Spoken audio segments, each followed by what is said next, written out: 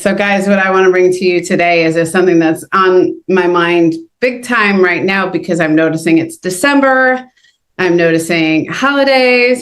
For me, it was like a trip to Wisconsin, followed by Thanksgiving, followed by my daughter's birthday, followed by Christmas. And it's like, wow. And so I've got a client that has an iconic gesture that she likes to do this. This means I'm overwhelmed, right? And I really wanted to bring up this overwhelm topic at this unique time of Christmas and holidays, but not just for that reason. I think that there's opportunity to feel and be overwhelmed most of the time. And so really we love to talk about this unshakable life, this idea, this notion of having an unshakable life. And what that really means to me is I get that certainty inside of myself. I'm solid. I have this emotional resilience. I have this faith that has action to it. I'm solid inside myself so that my circumstances aren't shaking me. They don't shake me.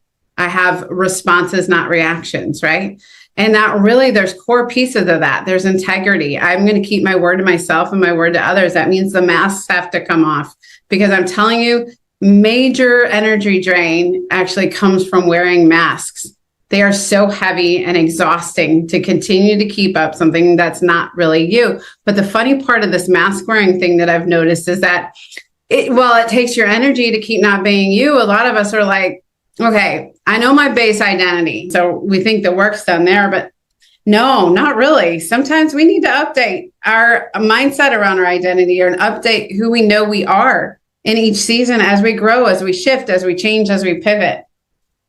And so we want to have this unshakable life that as we grow, as we pivot, that we've got mindsets that bring us into powerful actions forward instead of sitting in our past or being indecisive about our future. And you think about this overwhelm, this statement, this notion of overwhelm is so iconic in the keeping us stuck and indecisive or maybe overly decisive.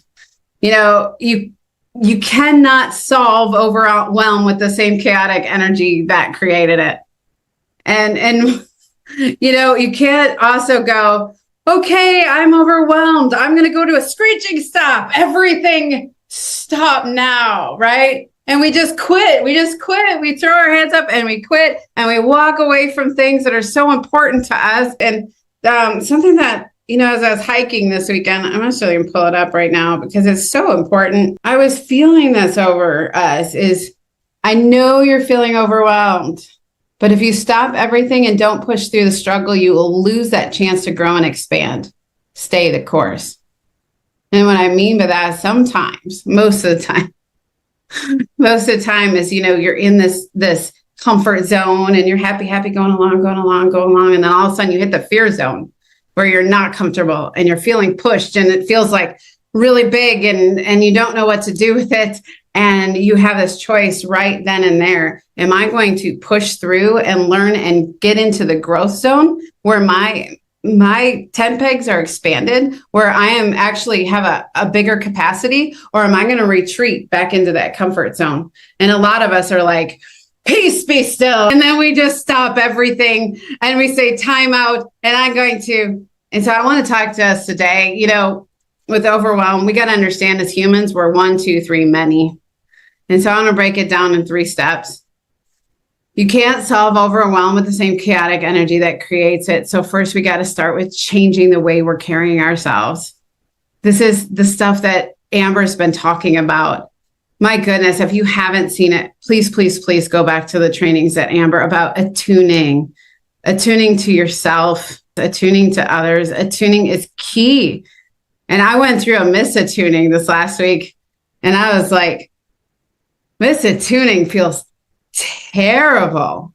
Like we didn't even scratch the surface in our group when we tried to demonstrate it. But when it was misattuned, oh my goodness, the pain that caused.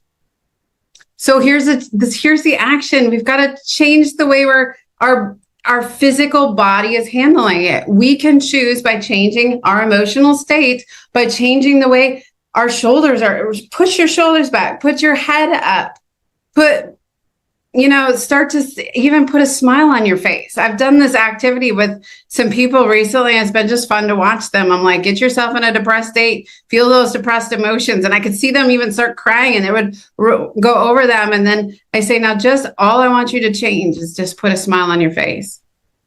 And instantly it's breaking that. Instantly it's breaking that emotional attachment. Because remember, guys, we're body, soul, and spirit. And our body affects our soul, and our soul affects our spirit, and our spirit affects our soul, and our spirit, it all affects each other, right?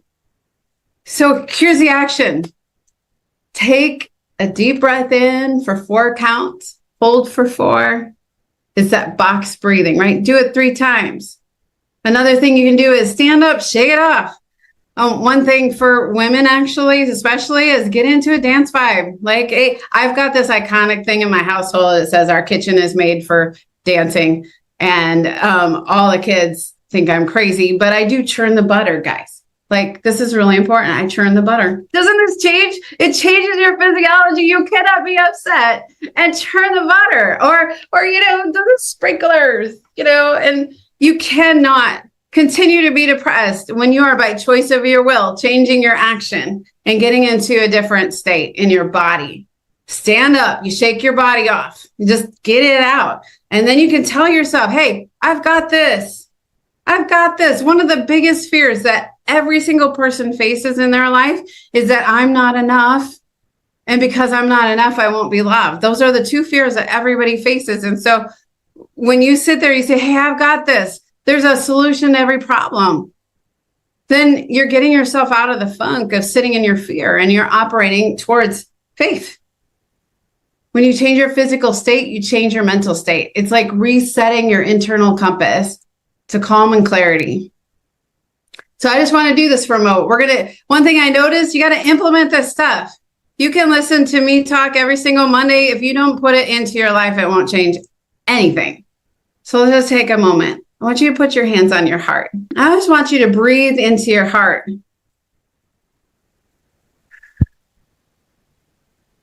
Breathe it in. And after you breathe it all in, I just want you to breathe out fear. Breathe out rejection. Breathe out those notions of I'm not enough or I can't do this, those I can'ts. Get them out of your body. And I want you to think about your heart. Your heart is a beautiful thing. Now let's just take a moment real quick. I want you to think of something you can be really, really grateful for. Just one thing. For me, I'm just remembering the moment that it was the end of the day yesterday, celebrating my daughter's birthday, and her heart was so full that she couldn't stop hugging, and she was trying to waylay and not end the day. It's the most precious thing ever. What are you really grateful for? I want you to just put a smile on your face. So we're changing our body, we're changing our focus, and we're changing our language. There's always a solution. All right, how does that feel, huh? Yeah, I needed that this morning. All right, step 2, we're going to chunk it down. Okay, so I'm overwhelmed. I'm going to immediately get into my heart, because most of our overwhelm comes when we're in our head. We're going to get into our heart. We're going to focus on our heart because our heart knows the answer. So we're going to chunk it down. Overwhelm comes from thinking about everything at once. And one thing, guys, I had these amazing leaders. It was like 13 years ago, and I was the administrator for it. And my boss was a senior leader's wife.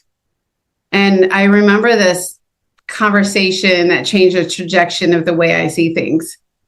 And I see now it helps in this exact area. This is what she said to me. Now, I was in ministry.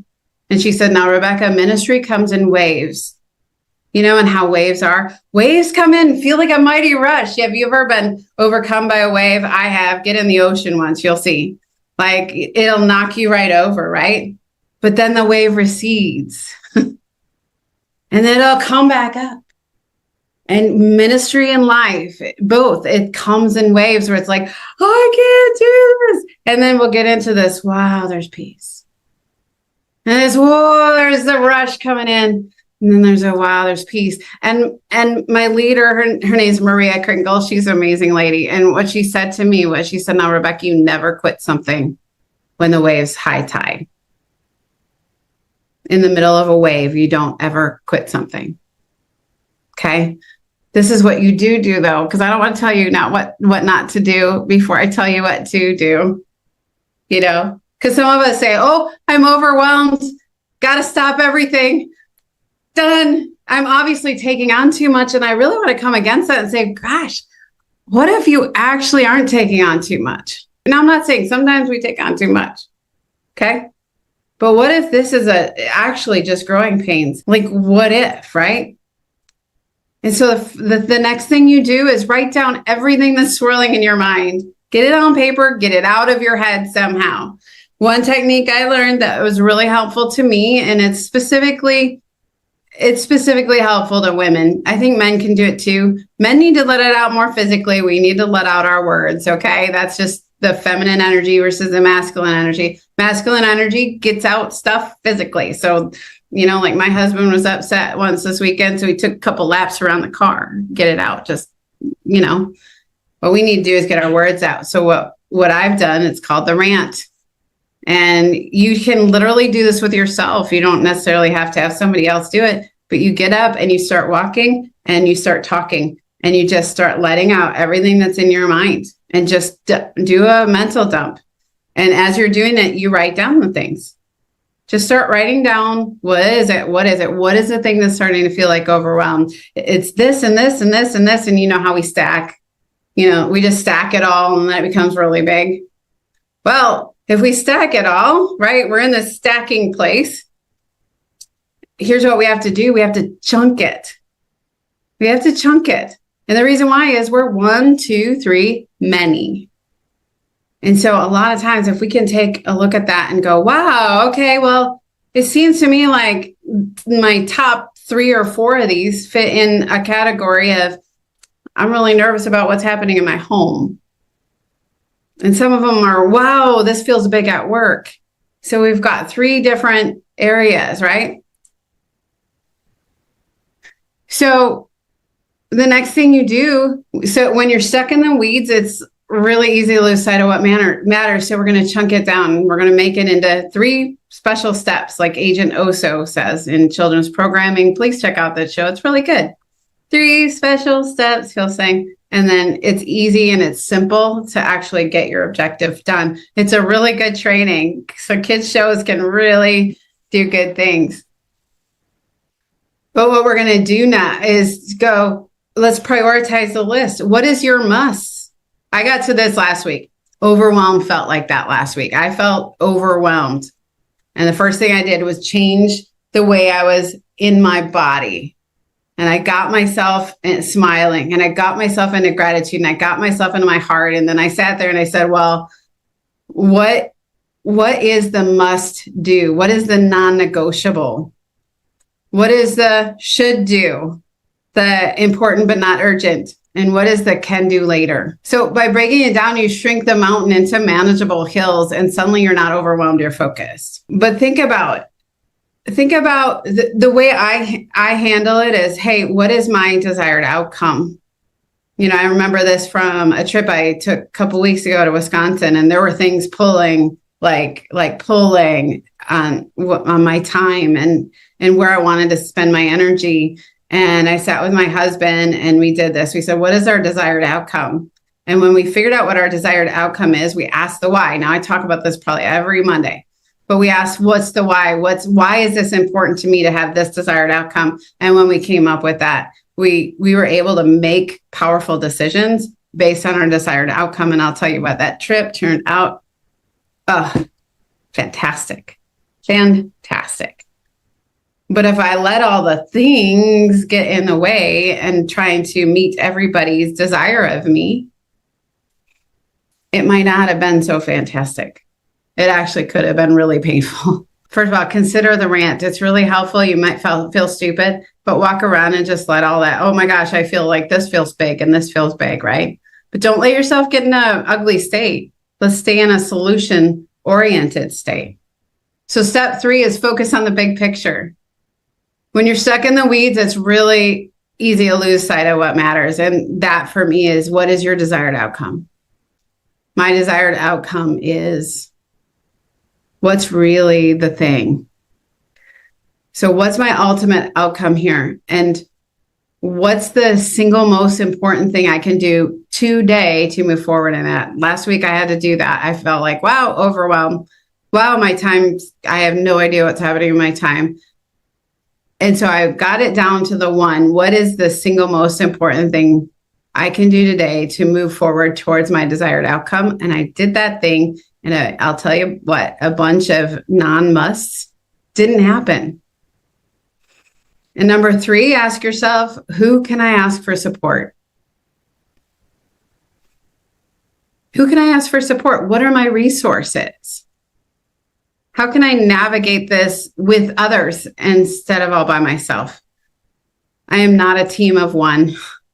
In fact, I'm well aware that if I didn't have my team, both at home and in business, I mean, really, we're made to do this as a team and community. Here's these questions. So what's my ultimate outcome here? What's the single most important thing I can do today to move towards that? And who can I ask for support? You know, sometimes I could be running around the house trying to do everything. And it's as simple as saying, hey, honey, can you help with blank? And he's like, sure. And then look, many hands make things light, right? So here's an example. Imagine you're planning a big event and it feels like everything's urgent. But if your ultimate outcome is to create connection and inspiration that everyone would feel loved, what is one thing that aligns with that? Sometimes we realize, oh, the stuff I have in my head that has to be all like perfect and all this stuff doesn't actually align with your main objective. All right, so let's tie it all together. Overwhelm does not own you. You own it. If you shift your state, chunk it down, and focus on what matters most, that's how you go from spinning to winning. So I want to challenge you this week when you're feeling overwhelmed creeping in. This is December. Hallelujah. We don't need to go into this. I want you to practice these steps. Let's keep it simple. And next time we meet, I want to hear the stories about how you use that to take control of overwhelmed. One last little nugget that's worked for us, me and my husband, is to actually reframe it in our mind. And what he actually did was he's like, I'm overwhelmed. And then he changed it to, I feel overloaded. When I'm overwhelmed, I'm a victim. I'm out of control. Nobody can help me. I don't know what to do. But when I'm overloaded, I'm now empowered to create solutions around that thing. So we reduce the level of severity of the language we're putting around it to say, wait, there's always a solution. How can I leverage the resources around me to help accomplish that? Before you go, make sure you love on one another.